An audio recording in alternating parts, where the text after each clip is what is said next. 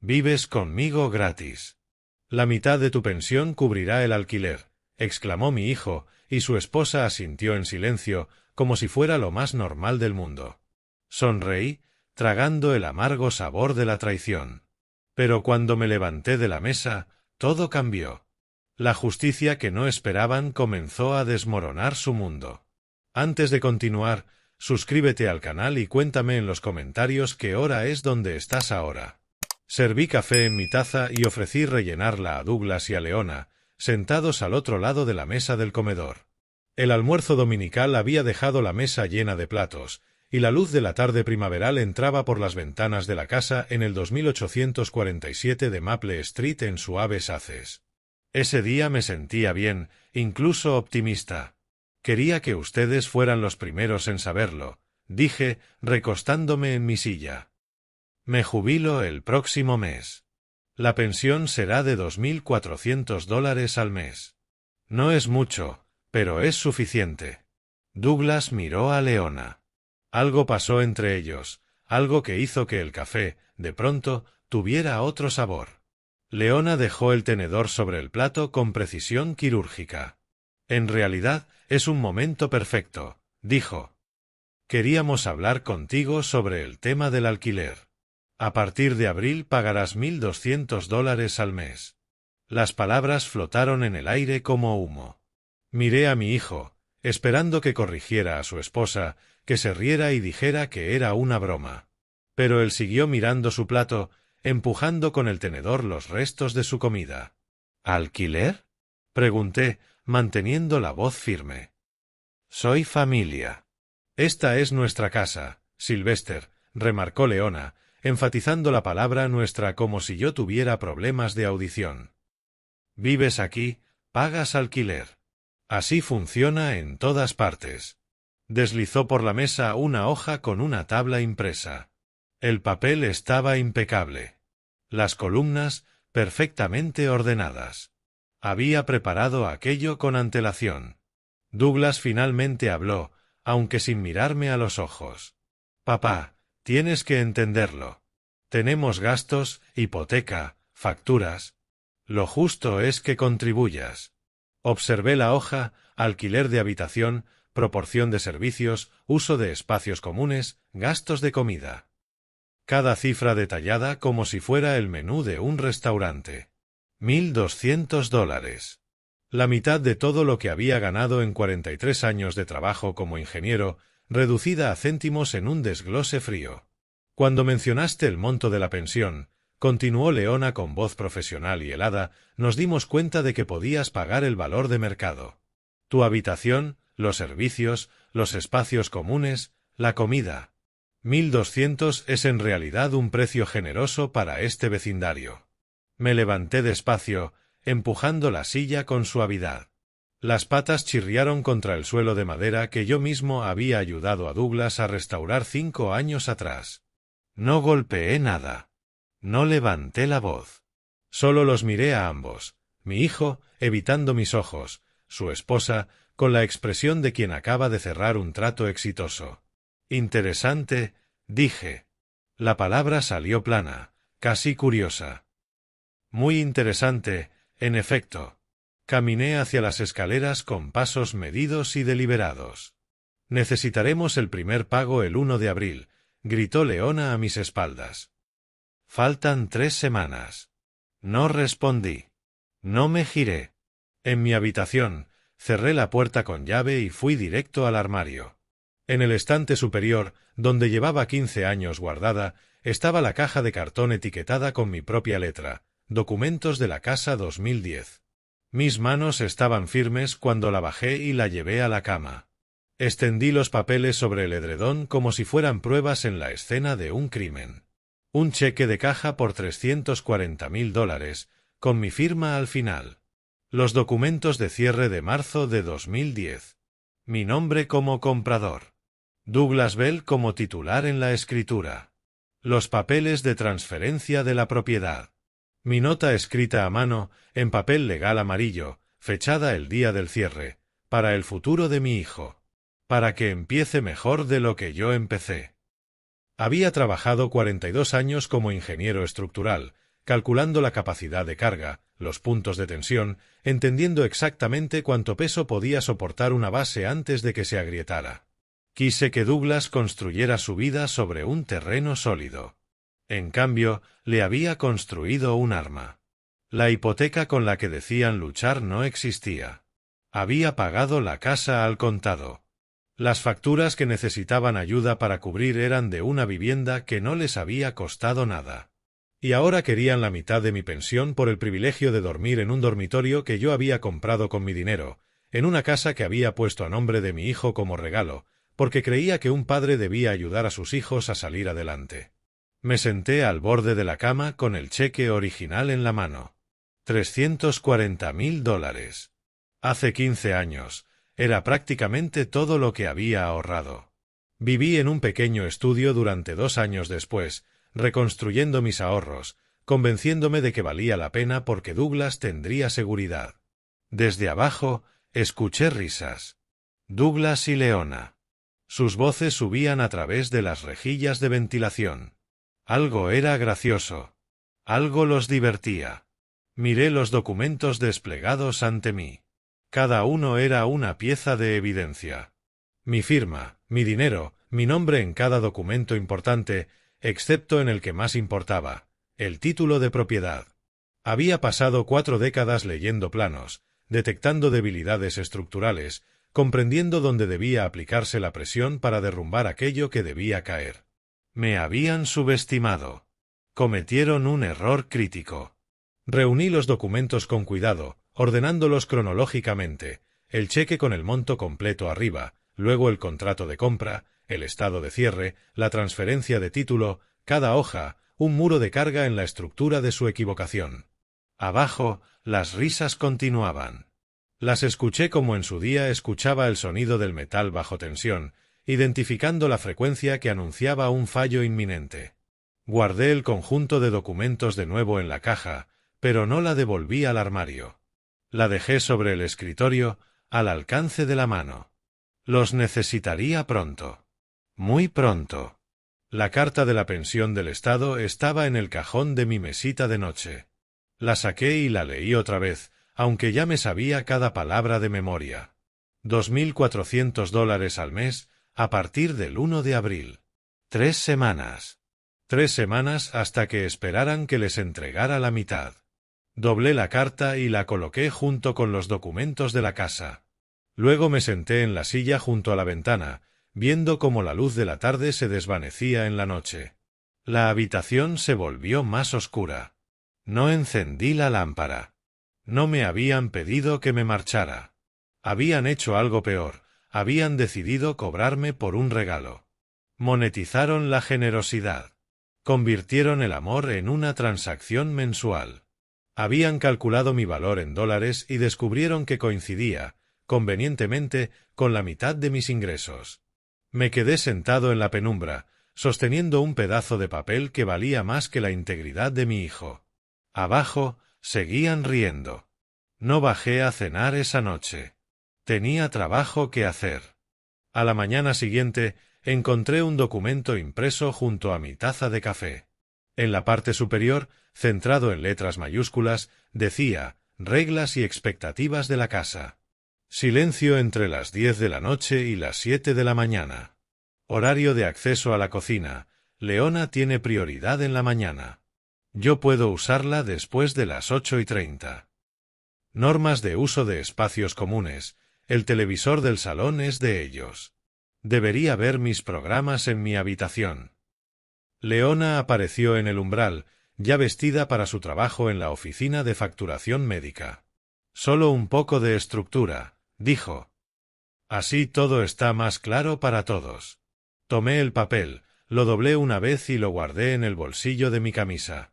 Claro es bueno, respondí. Se fue sin decir nada más. Douglas bajó 10 minutos después, tomó un termo y salió. Ninguno de los dos preguntó si había dormido bien o si necesitaba algo. La casa se sentía diferente ahora. Ya no era un hogar, sino una propiedad con inquilinos y propietarios. Saqué del bolsillo el cuaderno que había comprado la noche anterior en la farmacia, pequeño, de espiral, del tamaño de una mano. Escribí la fecha y luego la primera entrada, documento de reglas de la casa entregado. Acceso a la cocina restringido. Espacios comunes redefinidos como suyos. Sin emociones en las notas, solo hechos, horarios, citas textuales. El martes, al bajar, encontré a Leona fotografiando el interior del refrigerador con su teléfono. Movía los objetos para obtener mejores ángulos. Su expresión era concentrada. Para propósitos de documentación, dijo al notar que la observaba. Ya veo, respondí. ¿Debería esperar un recibo detallado? Quizás. Veremos cómo va abril. También anoté aquello. La hora, la fecha, sus palabras exactas. El inventario del refrigerador, la implicación de que mi consumo de alimentos estaba siendo medido según un estándar que ella había establecido. Esa tarde, mientras ambos estaban en el trabajo, caminé 3 calles hasta un banco diferente al que siempre habíamos usado. El gerente era joven, profesional, ansioso por ayudar. Abrí una nueva cuenta bancaria, corriente y de ahorros. Luego transferí $87,000 desde mi antigua cuenta de ahorros, esa de la que Douglas y Leona sabían, porque la había mencionado en Navidad cuando Douglas estaba preocupado por las reparaciones de su coche. ¿Todo bien, señor Bell?, preguntó la gerente de la sucursal mientras procesaba la transferencia. Solo estoy organizando mis finanzas para la jubilación, respondí con una sonrisa. ¿Quiere simplificarlo todo?, preguntó. Me entregó un talonario de cheques temporales y una tarjeta de débito. También alquilé una caja de seguridad mientras estaba allí. Pequeña, pero suficiente. Al volver a casa, fotografié con mi teléfono cada documento de la caja de la casa. El cheque, los papeles de cierre, la transferencia de la escritura, mi nota escrita a mano. Subí todo a la nube y luego conduje hasta mi nuevo banco para guardar los originales en la caja de seguridad. Las copias volvieron a la caja de cartón en mi habitación. Si alguien miraba, vería papeles, pero no sabría que los originales estaban guardados bajo llave, fuera de su alcance. El miércoles por la tarde, al regresar a mi habitación después de cenar, noté que estaba visiblemente más fría que el resto de la casa. El termostato programable del pasillo mostraba 58 grados Fahrenheit, unos 14 grados, programados para mi zona durante la noche. Cuando lo ajusté de nuevo a 68 grados Fahrenheit, 20 grados, Douglas apareció en cuestión de minutos. Papá, la calefacción se mantiene a esa temperatura. No podemos permitirnos calentar habitaciones vacías todo el día. Mi habitación no está vacía, respondí. Estoy en ella. ¿Sabes a lo que me refiero? Durante el horario laboral, usa una manta. Se alejó antes de que pudiera responder. Anoté la interacción en mi cuaderno. Control del termostato, temperatura ajustada a 58. Usa una manta. Cita textual atribuida a Douglas. Durante la cena del jueves, todavía comía con ellos, todavía me sentaba en la misma mesa, observando. Leona mencionó algo de forma casi casual. Douglas y yo estábamos hablando. Las personas mayores suelen preferir vivir en la planta baja. Es más seguro, menos escaleras. Tengo 67, no 97, dije. Por supuesto.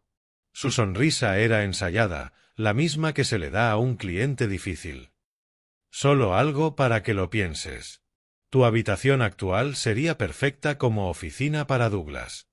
Home office, ya sabes, deducible de impuestos. Lo pensaré, respondí, levantándome para recoger mi plato. Lo pensaré mucho. Esa noche me senté frente al portátil y busqué leyes de propiedad en Oregón, casa comprada a nombre de otra persona, derechos legales sobre una propiedad pagada por alguien más.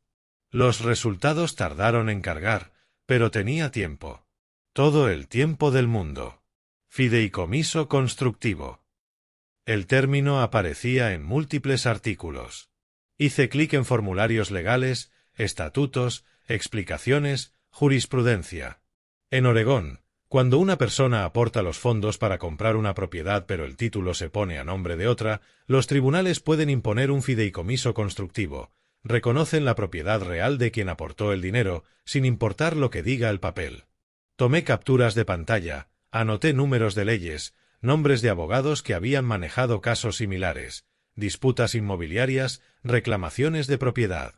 Solo en Portland había 23 abogados especializados exactamente en ese tipo de situaciones. El viernes por la mañana, después de que Douglas y Leona se fueran a trabajar, revisé todo otra vez. La ley era clara, la documentación era clave. Pruebas de pago. Prueba de que la transferencia del título fue temporal o con un propósito específico. Evidencia escrita de la relación entre las partes. Yo tenía el cheque. Tenía los documentos de cierre. Tenía mi nota manuscrita explicando que el regalo era para el futuro de mi hijo, no una transferencia incondicional de propiedad. Tenía un patrón de comportamiento, vivir en esa casa durante 15 años sin pagar alquiler, hasta el momento en que mencioné el ingreso por pensión. El sábado, Douglas sugirió que habláramos del 1 de abril después del desayuno. Leona había impreso otra hoja de cálculo. Esta mostraba los gastos mensuales de los que sería responsable, $1,200 por alquiler y comida, pero también había partidas adicionales, uso de la lavandería, acceso al garaje, uso del jardín. Esto no está incluido en el alquiler base, explicó. Pero si los quieres, podemos negociar tarifas. Miré a mi hijo.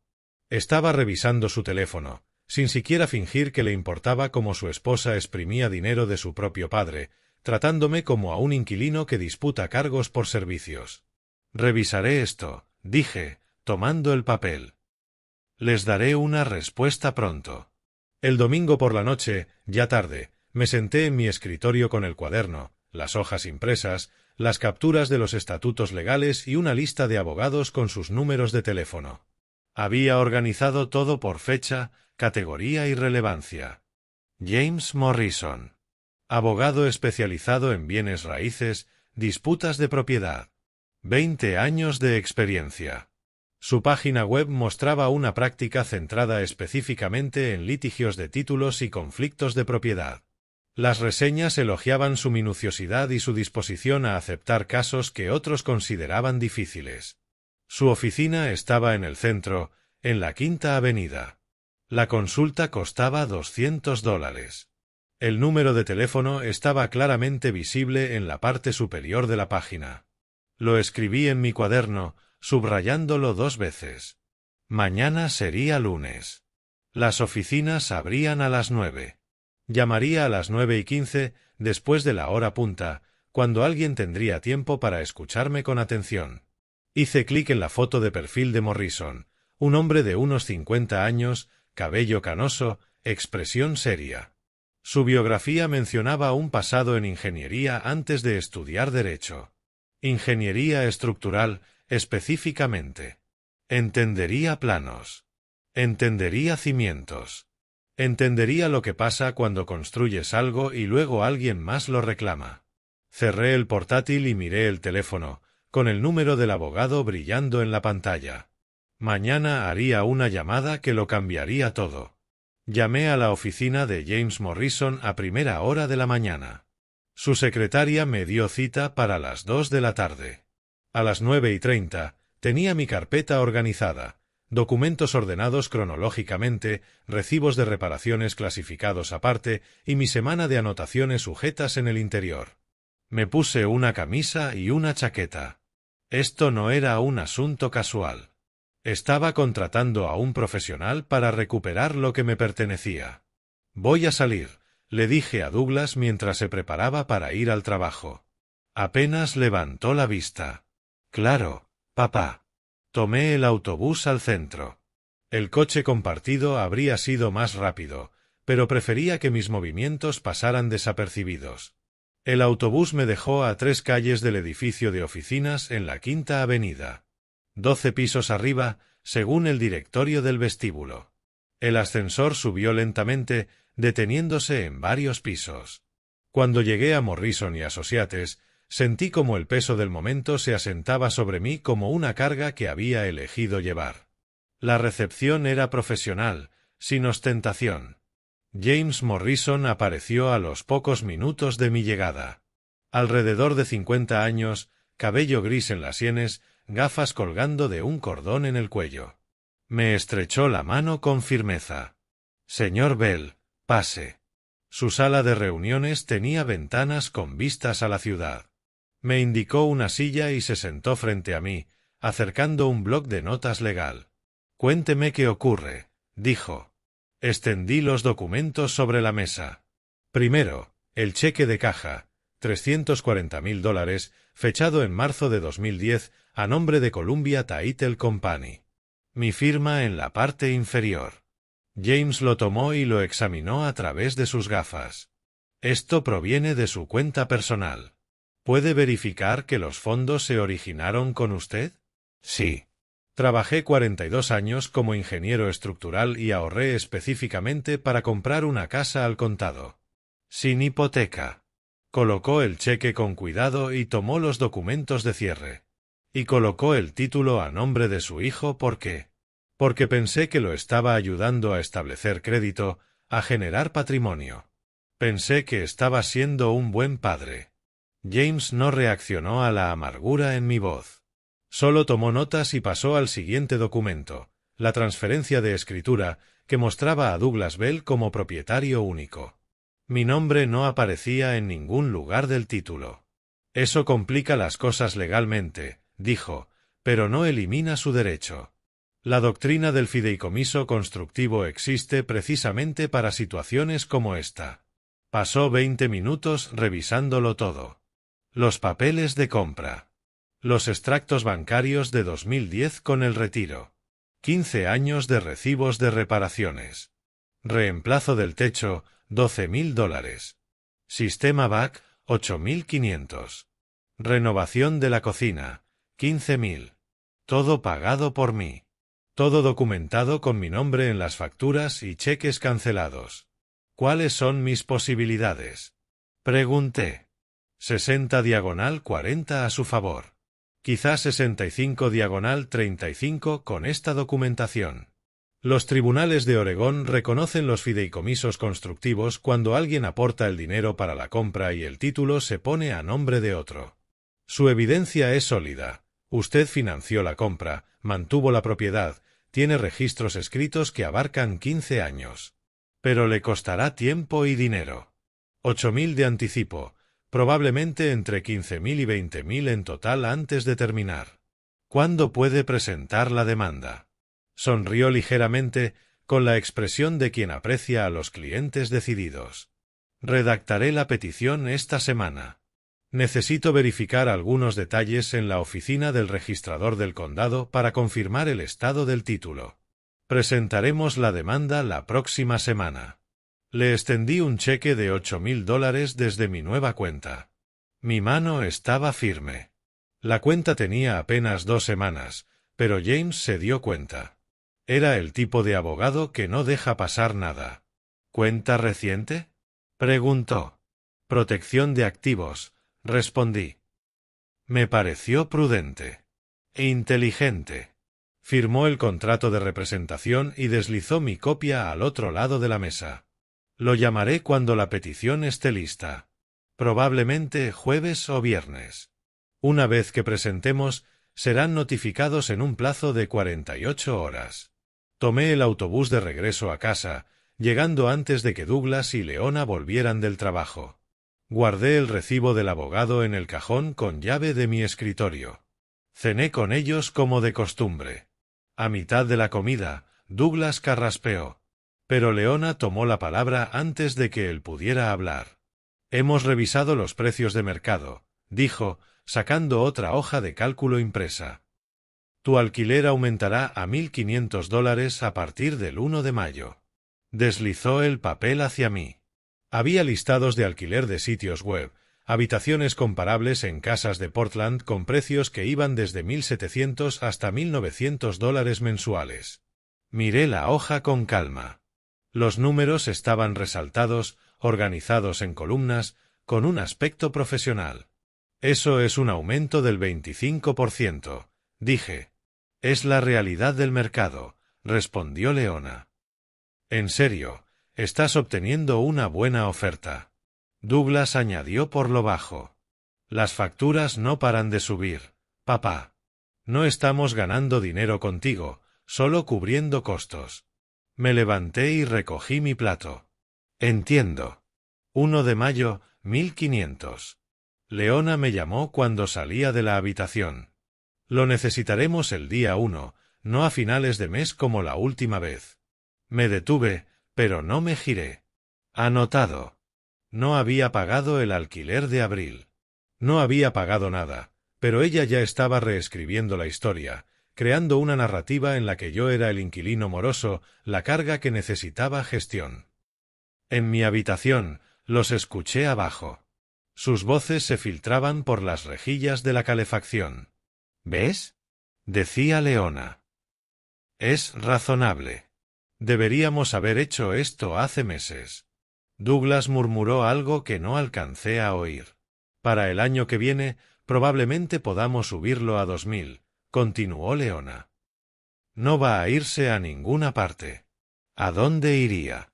Abrí mi cuaderno y escribí la fecha, 6 de abril. Abogado contratado, James Morrison. Retenedor, $8,000. Petición se presenta la próxima semana. Nueva línea. Alquiler aumentado a 1500. Efectivo 1 de mayo. Leona sugiere subir a 2000 el próximo año. Sus voces se desvanecían hacia arriba, celebrando lo que creían una victoria.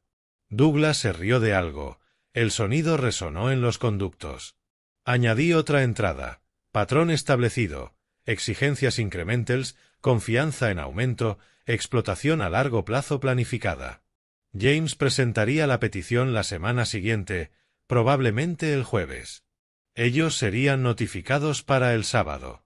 Que celebraran mientras pudieran. James dijo que necesitaba testigos que corroboraran. Sabía exactamente por dónde empezar.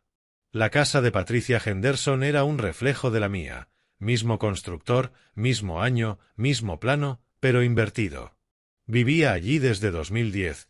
Se mudó 2 meses antes de que yo comprara mi casa. Llevábamos 15 años como vecinos, cordiales sin ser invasivos.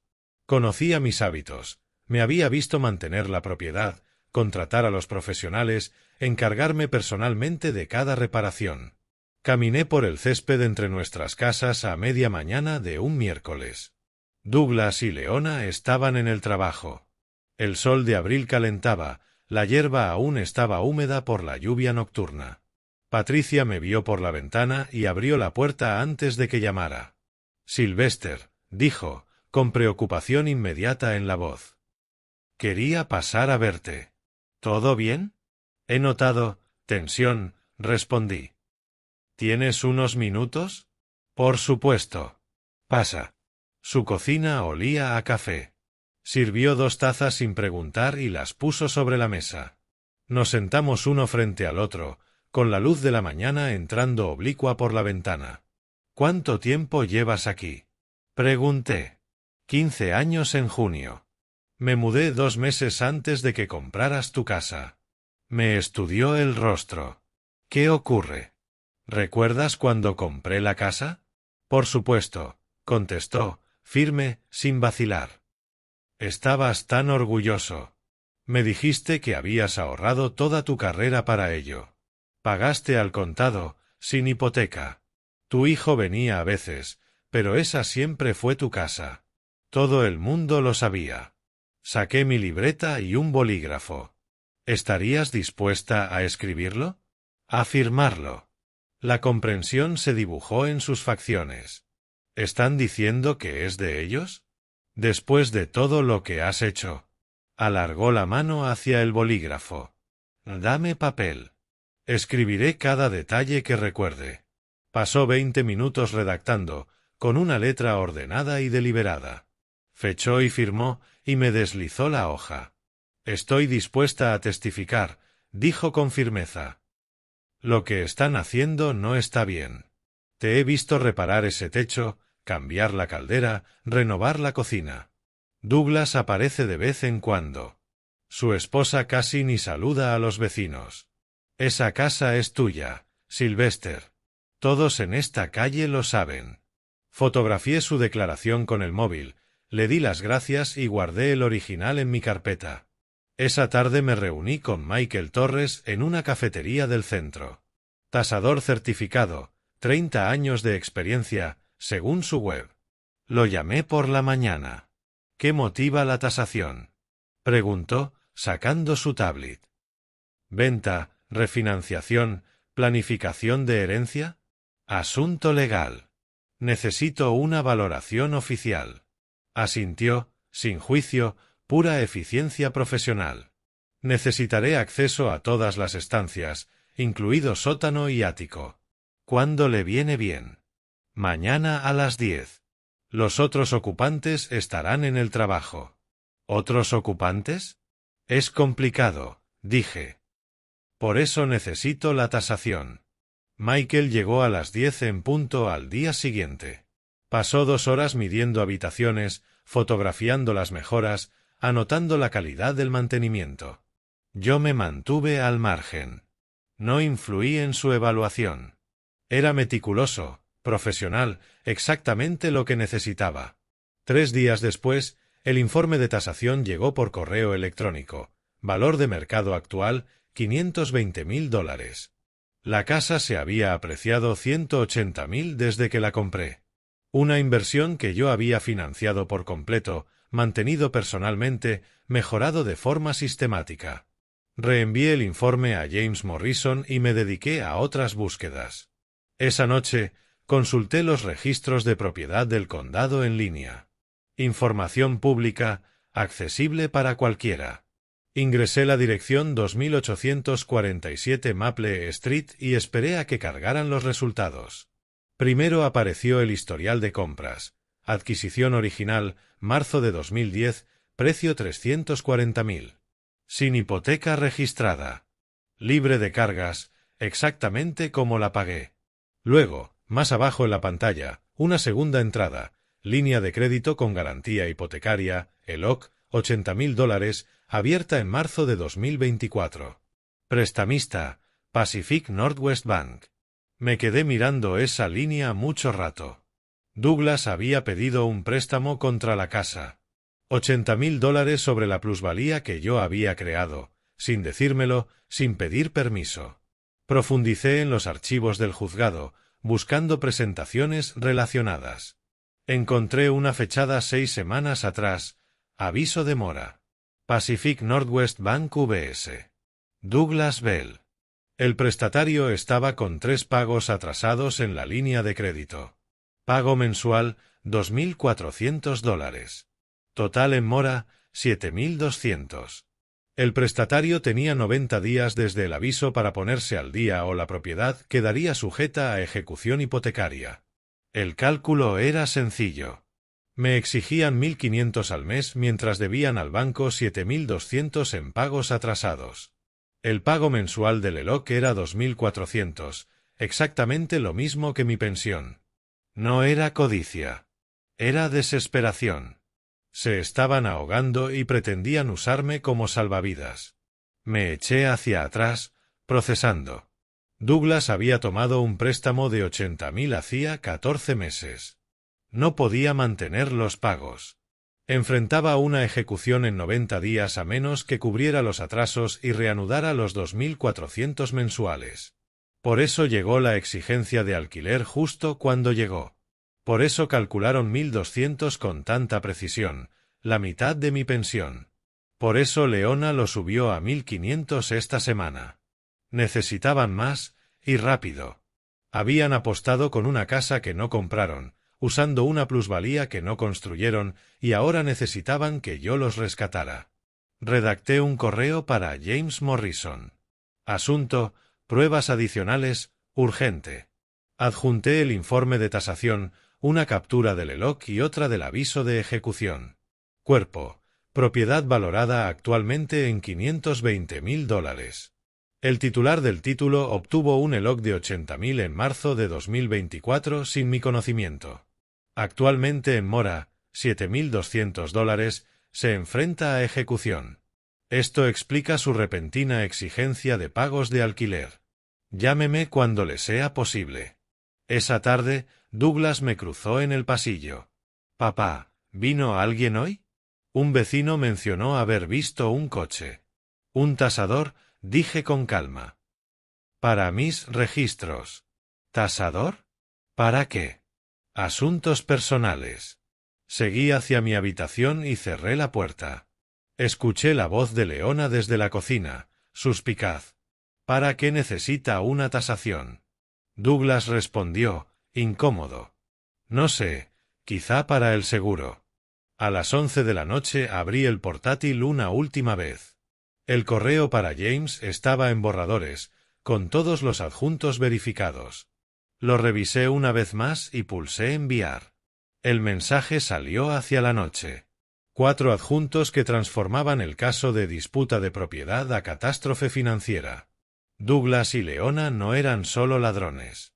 Eran desesperados, se hundían y querían arrastrarme con ellos. Cerré el portátil.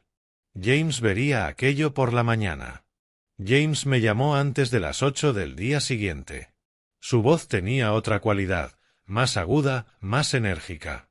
Sylvester, el paquete de evidencias que enviaste es excepcional. La declaración de Patricia establece la línea temporal a la perfección. La tasación demuestra el valor actual de 520 y ese aviso de ejecución. Es un apalancamiento que no habríamos anticipado. ¿Cuándo presentas? Pregunté. Hoy. Estoy terminando la petición ahora. Serán notificados en 48 horas, probablemente el jueves. Acercé mi cuaderno y apunté la cronología. ¿Qué pasa después de la notificación? Tienen 30 días para responder. Contratarán un abogado, presentarán una contestación, quizá contrademanden. Luego empezamos Discovery, declaraciones, interrogatorios, producción de documentos, el proceso estándar. ¿Cuánto hasta la resolución? De 4 a 6 meses si pelean hasta el final.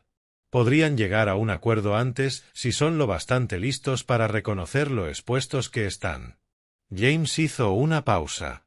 Una cosa más, dado el escenario de ejecución, están financieramente vulnerables. Eso suele volver a la gente desesperada. Y la gente desesperada toma malas decisiones. Mantente alerta. Pasaron 2 días. Mantuve al mínimo mi interacción con Douglas y Leona. Comía mis comidas en mi habitación. Documentaba cada vez que sus miradas se volvían más hostiles. La casa se sentía como un campo de batalla durante una tregua, un silencio temporal que ocultaba la violencia inevitable. El jueves por la tarde sonó el timbre. Douglas abrió la puerta. Escuché voces desde mi habitación, formales, transaccionales. Luego, pasos rápidos y pesados subiendo las escaleras. ¿Qué es esto? Douglas apareció en el marco de mi puerta, con unos papeles en la mano. Detrás de él, el rostro de Leona estaba pálido. Levanté la vista de mi libro. Documentos legales, supongo. ¿Nos demandaste? Leona se abrió paso empujando a Douglas. ¿De verdad presentaste una demanda? He presentado una petición de fideicomiso constructivo. Sí. Douglas miraba los papeles como si fueran a prenderse fuego. No puedes hacer esto. La casa está a mi nombre. Han pasado 15 años.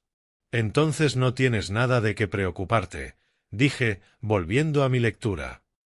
Tu abogado podrá explicarte el proceso. Se marcharon sin decir nada más. Los escuché abajo, extendiendo los documentos sobre la mesa del comedor. Sus voces llegaban por las rejillas, confundidas, enfadadas, asustadas. Al caer la tarde, ya habían consultado a alguien. Lo supe porque intentaron acorralarme en la cocina. Papá, dijo Douglas, aclarando la garganta. Esto de la demanda, se nos está yendo de las manos. ¿No podemos sentarnos y resolverlo como familia? No me giré del fogón. No podemos. Pero nuestros abogados sí. ¿De verdad vas a hacer esto? La voz de Leona tenía un tono más duro. ¿Vas a demandar a tu propio hijo? Entonces me giré y la miré directamente a los ojos. Estoy reclamando la propiedad que compré. La relación familiar es secundaria frente a la ley. ¿Secundaria? Douglas alzó la voz. Soy tu familia. La familia no le cobra a la familia el 75% de sus ingresos por una habitación que ya posee. Ustedes redefinieron nuestra relación. Yo solo estoy aceptando sus términos. Entonces lárgate, dijo Douglas, avanzando con los puños cerrados. Márchate esta noche. No me moví. Eso sería un desalojo ilegal.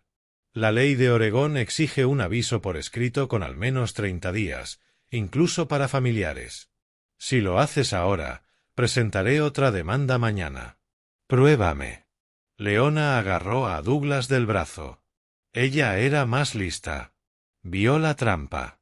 Vámonos, dijo, y al llegar a la puerta, añadió, esto no ha terminado. No, respondí. Esto apenas comienza. Más tarde, en mi habitación, los escuché a través de la pared. La voz de Leona era afilada, cargada de reproches. Dijiste que la casa sería nuestra para siempre. Dijiste que él te la había regalado.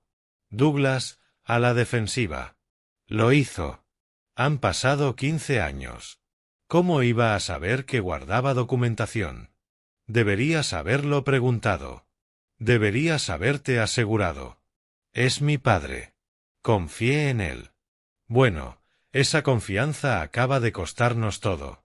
Abrí mi cuaderno. 8 de mayo. Demandados notificados con la petición. Intento de confrontación en la cocina. Amenaza de desalojo documentada verbalmente. Su pánico se hace evidente. A través de la pared, la voz de Leona volvió a escucharse. Necesitamos un abogado de verdad. Y tenemos que contraatacar. Douglas murmuró algo. De acuerdo. Cerré el cuaderno. James me había advertido que contraatacarían. Que lo hicieran. Cada acción que tomaran ahora sería visible, documentada, presentada para revisión judicial. Ellos estaban peleando en un sistema que exigía prueba, procedimiento y paciencia. Yo tenía las 3.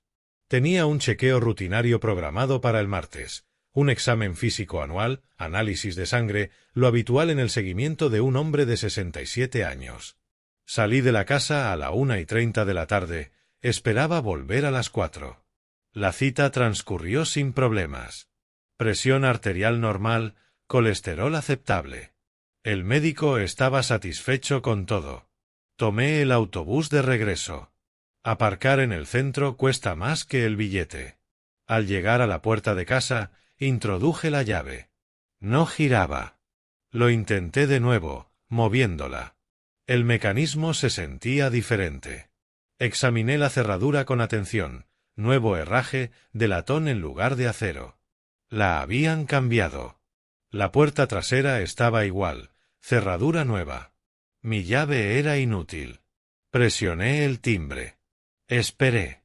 Lo presioné de nuevo, más tiempo. La voz de Leona llegó a través de un intercomunicador que ni siquiera sabía que existía.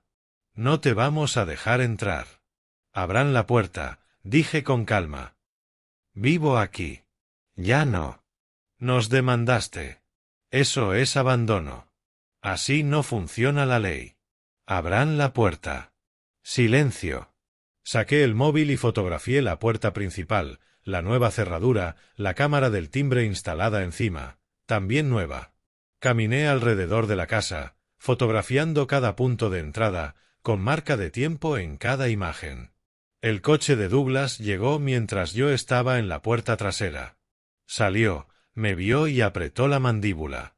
Caminó hasta la entrada principal, abrió con una nueva llave y entró. Lo seguí antes de que pudiera cerrar. Él bloqueó físicamente la entrada. Ya no vives aquí. Lárgate o llamaré a la policía. Levanté mi teléfono grabando. Para que conste, han cambiado las cerraduras, impidiéndome el acceso a mi residencia y pertenencias. Saben que esto constituye un desalojo ilegal según la ley de Oregón. Demándame, dijo casi sonriendo. Oh, espera, ya lo hiciste. La puerta se cerró de golpe. El cerrojo hizo clic. Caminé hasta mi coche, me senté y llamé a James. ¿Hicieron qué? Su enfado fue inmediato. ¿Cambiar las cerraduras mientras estabas en una cita médica? Desalojo completo. Tengo fotos. Grabación del enfrentamiento. Perfecto. Quiero decir, terrible para ti, pero perfecto para el caso. A los jueces les desagradan profundamente los propietarios que hacen esto. Es una de las violaciones más graves. Hizo una pausa. Necesitas alojamiento temporal. Busca un lugar y guarda todos los recibos. Ellos pagarán hasta el último centavo. Presentaré mociones de emergencia a primera hora mañana. Conduje hacia el este por la autopista 26 hasta que encontré el Sunset Motel. Un establecimiento antiguo con tarifas razonables anunciadas en un cartel desgastado. La recepcionista, una mujer de unos 50 años, notó que no llevaba equipaje. ¿Viajando ligero?, preguntó. Desplazado temporalmente, respondí. No preguntó más. Pagué en efectivo por 3 noches. Me entregó la llave de la habitación 14. La habitación era básica. Cama doble con un edredón delgado, televisor atornillado al aparador, baño con ducha y manchas de óxido alrededor del desagüe. Me senté al borde de la cama y miré alrededor. Todo lo que poseía estaba encerrado dentro de una casa que yo había comprado, inaccesible porque mi hijo había decidido que una cerradura podía reescribir la propiedad. Tenía mi billetera, mi teléfono y la ropa que llevaba puesta. Nada más. La sensación duró unos 30 segundos. Exposición, vulnerabilidad, la punzante comprensión de que tenía 67 años y dormía en un motel barato mientras personas la mitad de mi edad controlaban mis pertenencias. Luego, la ira se endureció en otra cosa, determinación. Fuego. Hice una lista en mi teléfono con necesidades inmediatas, ropa, artículos de aseo, un portátil para comunicarme con James. Todos los gastos debían documentarse. Todos los recibos, guardarse. James llamó. A la mañana siguiente presenté 2 mociones, audiencia de emergencia por desalojo ilegal y una orden que exige la devolución inmediata de tus pertenencias. La audiencia está programada para el próximo lunes, dentro de una semana. ¿Qué debo hacer? Documentarlo todo. Cada gasto, cada interacción. Han cometido un error catastrófico y quiero un registro completo cuando entremos en esa sala. 3 días después, un notificador judicial me encontró en el motel. No sabía cómo Douglas había conseguido la dirección. Esa idea me recorrió la espalda como un hilo helado. El notificador me entregó un sobre grueso. Douglas y Leona Bell contra Sylvester Bell contra demanda. Lo abrí en mi habitación del motel, hojeé la primera página y seguí leyendo. Me reclamaban $45.000 por 15 años de alquiler no pagado, alegando que había vivido gratis mientras ellos asumían todos los gastos. Adjunto había una declaración jurada de Robert Henderson, el hermano de Leona, residente en Salem. Un detallado testimonio sobre sus supuestas visitas regulares a la casa a lo largo de los años, en las que habría presenciado a Douglas pagando todo, reparaciones, servicios, impuestos. Firma notariada al final. La leí 2 veces. Cada frase era una invención. Robert apenas visitaba la casa, quizá 2 veces al año en vacaciones. Nunca presenció ninguna transacción, pero la firma era real. Oficial. Llamé a James. Han presentado una contrademanda, dije. 45.000 por alquiler que, según ellos, nunca pagué. Previsible, respondió, sin sonar preocupado. ¿Cuál es su evidencia? Una declaración jurada del hermano de Leona. Dice que fue testigo de Douglas pagando todo durante años. ¿El hermano que no vive allí y no figura en ninguno de los documentos que tenemos? Correcto. Están desesperados. Son personas desesperadas cometiendo errores desesperados. Lo interrogaré bajo juramento y su testimonio se derrumbará con preguntas básicas. ¿Dónde estaba durante esos supuestos pagos? ¿Fechas? ¿Montos? No tendrá respuestas porque nunca ocurrió. Entonces, ¿seguimos firmes? Más que firmes. Han cometido un desalojo ilegal, una violación grave. Han presentado una contrademanda frívola con lo que parece ser perjurio. No están contraatacando de forma efectiva. Están dando tumbos. Y cada movimiento genera más evidencia en su contra. Esa noche me senté en la pequeña mesa de mi habitación del motel, con el portátil abierto, un modelo barato que había comprado en Walmart esa tarde. Redacté una línea temporal para James, fecha y hora del desalojo, fotografías tomadas, grabación de las amenazas de Douglas, costos del motel acumulados, $67 por noche. 7 noches hasta ahora, $469. Gastos derivados de haber sido agraviado. Guardé el documento y lo respaldé en la nube. La habitación era pequeña y olía ligeramente a alfombra vieja y a productos de limpieza, pero era temporal. Todo lo que habían hecho en la última semana, las cerraduras, las amenazas, el testimonio falso, había debilitado su posición, no la mía. James tenía la audiencia de emergencia programada para el lunes. 5 días más. La audiencia llegó más rápido de lo que esperaba. 5 días en el motel y ya estaba conduciendo hacia el tribunal del condado de Multnomah el lunes por la mañana. Había comprado ropa nueva, un traje en Target, zapatos de vestir que apretaban un poco, una corbata que até 3 veces antes de conseguir el nudo correcto. Todo lo que llevaba puesto había sido prestado o comprado en la última semana. El desplazamiento se sentía físico, como llevar la piel de otra persona. James me encontró en el pasillo, frente a la sala del tribunal. Llevaba un maletín de cuero y los documentos organizados en carpetas con códigos de color. Repasamos la estrategia brevemente. Primero, el asunto de emergencia por desalojo ilegal, después, la audiencia preliminar del caso principal. Douglas y Leona llegaron 20 minutos más tarde con su abogado. Su traje era más barato que el de James, la tela brillaba en los codos. Servicios legales de descuento se veía en cada detalle. Se sentaron en un banco a unos 6 metros. Nadie habló. Leona susurró con urgencia a su abogado. Douglas miraba el suelo. El alguacil anunció el número de la causa. Entramos. La sala se sentía más grande de lo necesario. Techos altos. El sello del estado de Oregón detrás del estrado de la jueza. A la derecha, el lugar para testigos. Las bancas del público vacías, salvo por Patricia Henderson, que había ido a observar. Me senté en la mesa del demandante junto a James. Douglas y Leona tomaron la mesa de la defensa enfrente. La jueza, una mujer de unos 50 y tantos, cabello gris recogido y gafas de lectura en la nariz, revisó unos papeles antes de levantar la vista.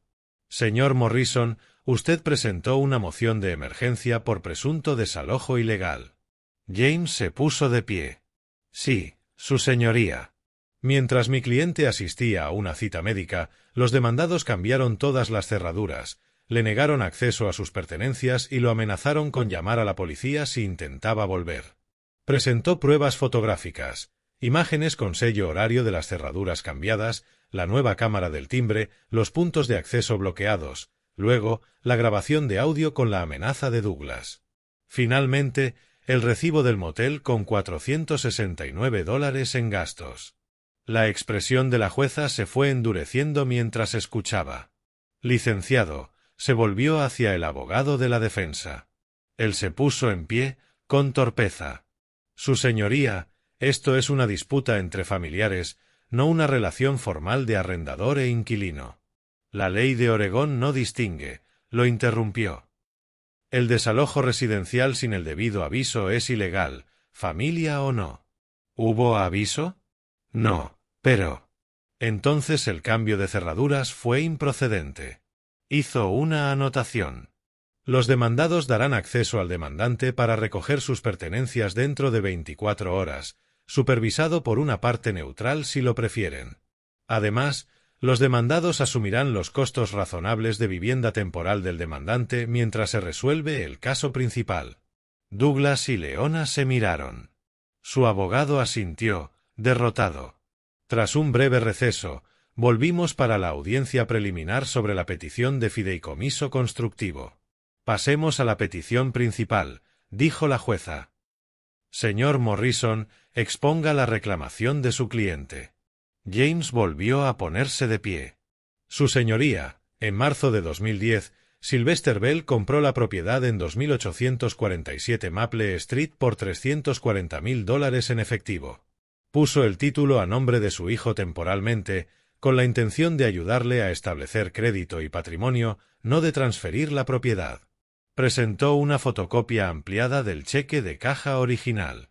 La cámara de documentos lo proyectó en la pantalla. Mi firma, los números de enrutamiento del banco, el monto inconfundible. La jueza examinó el cheque de cerca y tomó notas. James siguió con la carpeta de mantenimiento. 15 años de recibos organizados cronológicamente, reemplazo del techo, sistema BAC, renovación de cocina, impuestos prediales, cada pago desde mis cuentas, por un total superior a $45,000. Y tenemos la declaración de la vecina, añadió.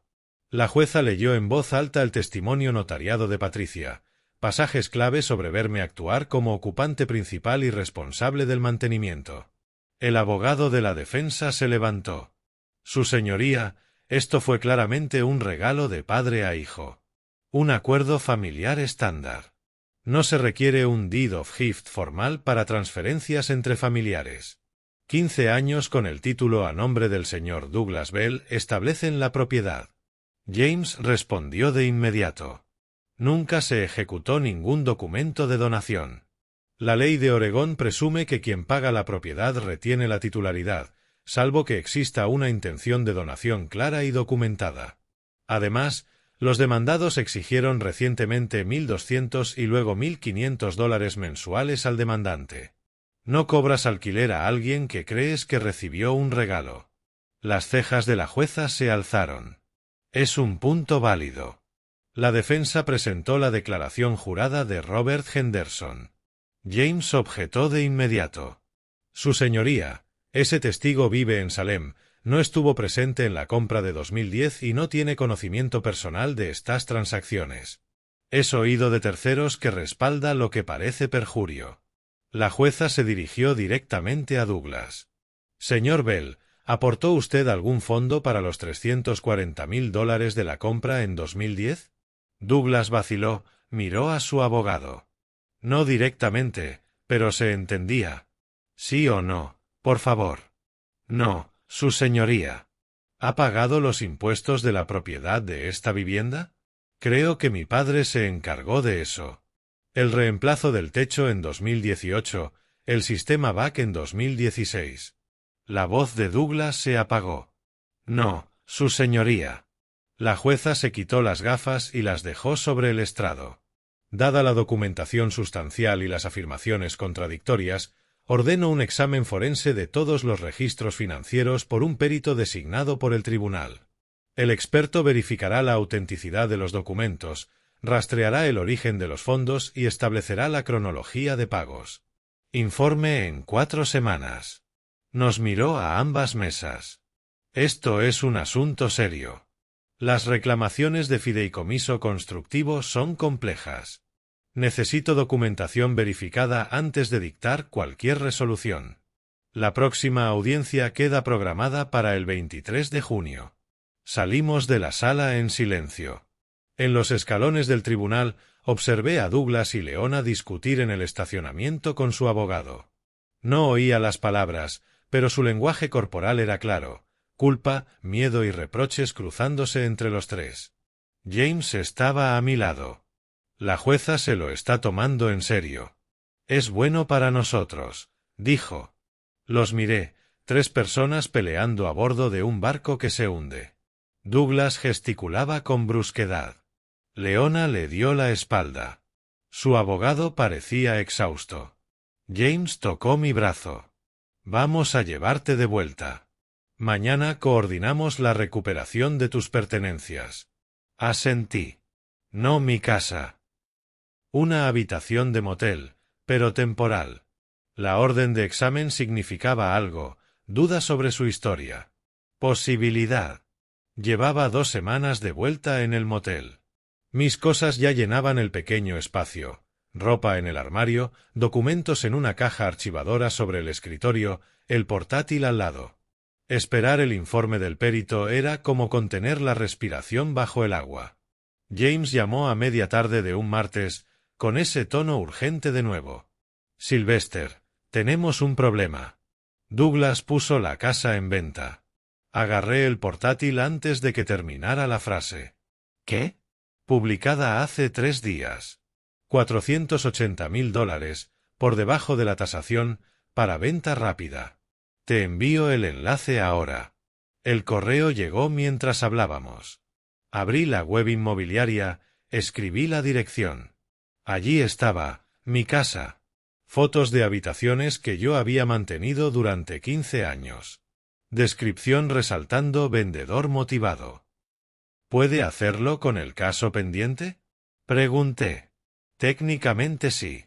Él sigue figurando como titular del título, pero podemos frenarlo. Hay 2 compradores interesados y uno ya presentó oferta preliminar. ¿Qué tan rápido puede venderse una casa en Portland a ese precio? 1 semana, quizá. Por eso te llamo. ¿Puedes venir a mi oficina ahora? Estoy redactando la moción. Salí en menos de 5 minutos. En su despacho, vi a James teclear la moción de emergencia en la pantalla. El lenguaje legal tomaba forma en tiempo real, citas de jurisprudencia, exposición de hechos, medidas solicitadas.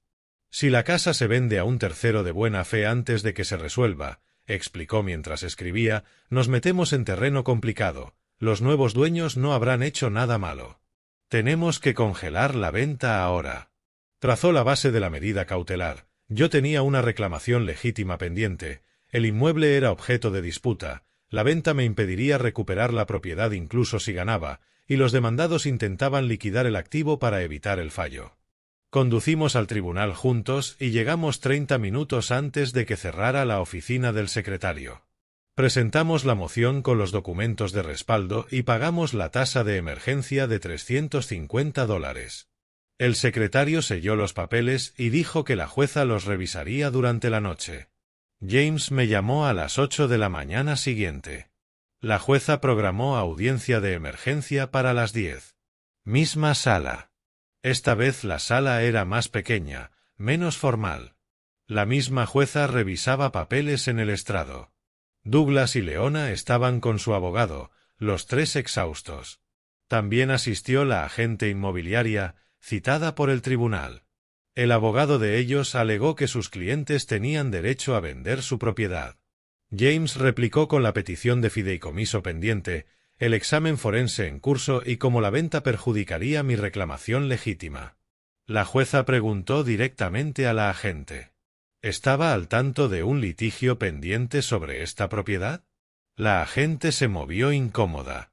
Los vendedores no revelaron ningún litigio, su señoría. La jueza frunció el ceño. Señor Bell, dijo a Douglas, usted listó a la venta un bien en disputa durante un litigio activo, con un análisis forense ordenado por este tribunal. Su señoría, la propiedad está legalmente a nombre de mi cliente, empezó el abogado. Mientras se examina una reclamación de fideicomiso. La voz de la jueza se afiló. Vender el activo antes de la determinación anularía por completo el caso. Dictó resolución desde el estrado. La venta de la propiedad queda suspendida, en Hoynet, hasta que se resuelva la reclamación de fideicomiso constructivo. Señor Morrison, registre esta orden de inmediato en la oficina del condado. En cuestión de horas, la orden quedó registrada, creando una nube sobre el título. La agente retiró el anuncio esa misma tarde. James informó que Douglas y Leona habían abandonado el tribunal devastados. Su abogado le dijo que planeaban usar el dinero de la venta para pagar todas sus deudas. Una semana después, James recibió copia, registro público, del inicio de ejecución del banco, notificación formal a Douglas por la línea de crédito de $80,000. Ya acumulaba 5 meses de atraso, 12,000 en mora. El aviso le daba 90 días para ponerse al día o perder la propiedad. En los días siguientes, vi señales de su colapso financiero. El BMW de Douglas desapareció. La vecina Patricia mencionó haber visto una grúa. Las joyas de Leona aparecieron a la venta en Facebook Marketplace. Sus compras de supermercado cambiaron a marcas de descuento. Me senté en la habitación del motel una noche, procesando la información. No podían vender la casa, no podían pagar sus deudas, no podían costear una batalla legal prolongada. Su posición se debilitaba cada día, mientras la mía se fortalecía. James había dicho que su colapso financiero en realidad ayudaba a nuestro caso, mostraba desesperación e imprudencia, reforzaba la narrativa de que yo era la parte responsable. Me quedé de pie junto a la ventana, mirando el tráfico de la autopista 26. Vi a Douglas pasar en un coche viejo, prestado, no su BMW embargado. A través del parabrisas se le veía demacrado. No sentí satisfacción, solo reconocimiento. Había tomado sus decisiones. El perito forense entregaría su informe en 10 días. Luego se programaría la audiencia final. Douglas y Leona se estaban ahogando financieramente. No podían vender, no podían pagar, no podían escapar. La trampa se había cerrado. No por diseño mío, sino por su propia desesperación. El informe del perito llegó un martes por la mañana. James llamó antes de que terminara mi café. Llegó el informe. Tienes que verlo. ¿Puedes venir a mi oficina? Estuve allí en menos de una hora. James tenía el informe impreso, 47 páginas con anexos, gráficos y análisis experto. Nos sentamos en su sala de reuniones y leímos juntos las secciones clave. En la página 3, la conclusión del perito. Toda la documentación aportada por el demandante se verifica como auténtica. No se encontró evidencia de ninguna contribución financiera del demandado Douglas Bell. Seguí leyendo. El cheque autenticado a través de los registros bancarios de la Reserva Federal. El análisis de firmas confirmaba que yo había firmado los documentos de compra de 2010. Los recibos de mantenimiento verificados con registros de contratistas y cruces con estados de cuenta bancarios. Los patrones de pago mostraban financiación constante desde mis cuentas durante 15 años. Luego, la sección sobre la declaración de Robert. El perito encontró registros de tarjeta de crédito que ubicaban a Robert en Salem en 3 de las fechas en que afirmaba haber presenciado pagos en Portland. Los registros de su empleador confirmaban que estaba trabajando esos días, lejos de mi casa. Entonces mintió, dije. O Leona le pasó información falsa, respondió James. En cualquier caso, contradice la evidencia documental. La jueza lo verá. La segunda audiencia se programó para 3 días después. La sala ya me resultaba familiar, misma jueza, mismas mesas, misma formalidad. El perito forense se sentó en la galería. Hombre mayor, barba gris, maletín a un lado. La jueza lo llamó al estrado. Prestó juramento, expuso sus credenciales. 30 años en contabilidad forense, más de 200 casos como testigo experto. James lo guió por la metodología, técnicas de autenticación documental, cruces de bases de datos, verificación de cronologías, análisis de flujos financieros. En su opinión experta, preguntó James, ¿quién financió la compra de la propiedad en 2847 Maple Street? Sin lugar a dudas, respondió, Sylvester Bell aportó el 100% de los fondos de compra y de los costos de mantenimiento posteriores. El abogado de la defensa intentó atacar la metodología en el contrainterrogatorio. ¿No podría haberse reembolsado ese cheque después? No hay evidencia de ningún reembolso en 15 años de registros, contestó el perito con calma. La jueza hizo sus propias preguntas. Dr. Patterson, ¿existe algún escenario en el que la reclamación de propiedad del demandado esté respaldada por evidencia financiera? Ninguno que yo haya encontrado, Su Señoría. La jueza decretó un receso de 30 minutos para revisar el informe completo. Esperamos en el pasillo. Douglas y Leona se agruparon con su abogado, sombríos. Nadie habló. La sesión se reanudó. La jueza leyó su fallo preliminar en acta. Con base en la evidencia forense presentada, este tribunal determina que el demandante ha establecido un fideicomiso constructivo. El demandado ostenta el título legal, pero el demandante es el propietario en equidad de la propiedad. Prosiguió. Respecto al desalojo ilegal, el demandado violó las leyes de tenencia residencial de Oregón. Se concede al demandante $12,000 en daños compensatorios. Douglas se puso de pie bruscamente. Esto no es justo. Era mi casa. La voz de la jueza se afiló. Señor Bell, tendrá oportunidad de apelar. Siéntese. Se sentó. Audiencia final en 3 semanas para formalizar los detalles de la transferencia y los montos de compensación. Abandonamos la sala. En el pasillo, escuché al abogado de la defensa hablar con Douglas y Leona. Perdieron por los hechos. Una apelación costará 15,000 como mínimo y volverán a perder. Consideren un acuerdo. La voz de Leona fue cortante. No nos rendiremos. Apelaremos. Douglas asintió, aunque la incertidumbre le cruzó el rostro. Esa tarde conduje de regreso al motel y me senté en la pequeña mesa, leyendo otra vez la copia del informe forense. La palabra, sin lugar a dudas, me llamó la atención en la página 12. Cerré el informe y abrí el portátil. Busqué las fotos que había tomado en marzo, los documentos originales de mi armario, los que iniciaron todo. 4 meses atrás. Parecía más. 3 semanas, había dicho James.